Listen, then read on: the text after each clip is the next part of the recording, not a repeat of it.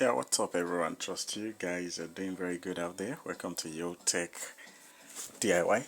And this is the amplifier we've been building for some days now. Actually, it's not up to a day work, but I intentionally slow it so that you can see each process. So we've built it up to this extent. I know this is not the exact one I used the other time. I use what's the other board? I use it. Let me get it. Yes, it's here. I remember this is the one I connected at first, but unfortunately my light here misbehaved. The voltage went to 290 volts, so a component burned on it, so and I don't have it, so that's why since I have the spare of this, mind you, it's the same process. I already explained that this is the old one we used to do, but the same design, just on PCB, so the same format. So now let's test run today. So as you can see it, I've powered it on. If I read it now, it's working. In fact, let me remove. You can see the cord. This is the cord connected to it. You can see the cord we run that day, we connected it to this place. And if I touch it, you can hear the gramming. You can see it working. So the reason why I want to use my mixer is I can able to test how well it can drive my bass conveniently. So that's the reason why. You can hear some little noise because the ground is not yet complete. But immediately I plug it to the mixer, definitely it will die first. You can see that noise is out already, 100%. So it's because my grounding system is not yet complete here, but with the mixer, you see it's complete now. So you can see, so that you'll be sure that is the one I connect to. You can see the cable trace each way. You see it's the one connected to the output of my mixer. So this is my major input coming straight from my laptop over there, because I only have one phone. So if I say I want to play the music through this phone, there's no way I will do the camera. So I'm sending the audio in through channel 4. So you can see it here. This is my output. And now let's test run. You see my volume is still very minimal. You can see where I am here. This is the channel 4 we plug into. You can see it's still very low. Let's drive by.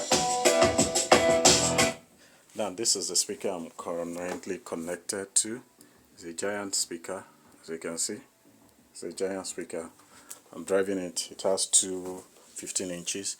You can see my master volume just very low. And remember the number of transistors we use, just 2 pair alone. And you can see this is my volume. So let's say if I should put my volume at unison now. Let's say I put it at 0. And you see my gain still very low. So let's test the capacity. Let's drive. You can see my volume. Let's go up.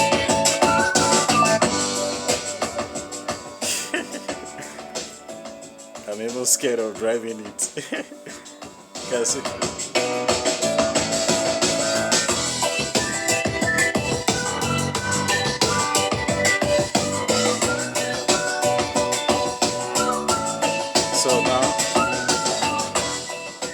So here is what I want to do. I want to test the ability, how well it can drive bass. So that's what I want to do.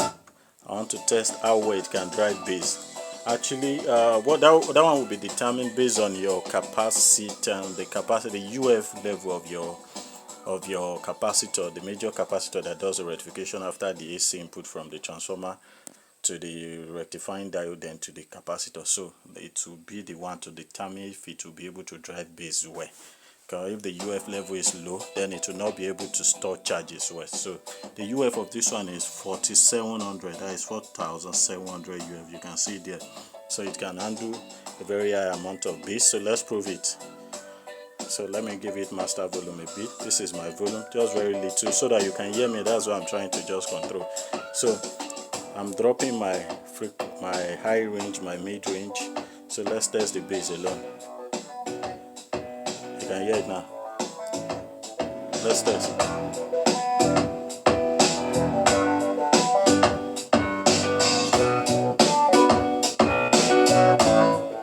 You can see just a very low level. I cannot really drive to this place because where I am is my house personally, so it's not my workshop, so I don't want to disturb people around. But I believe you can hear the bass. So it's handling very high bass, very high one. So let's now test the mid range. See the mid now. let's test the app. Very clean. So let's add more now. Let's add bass now.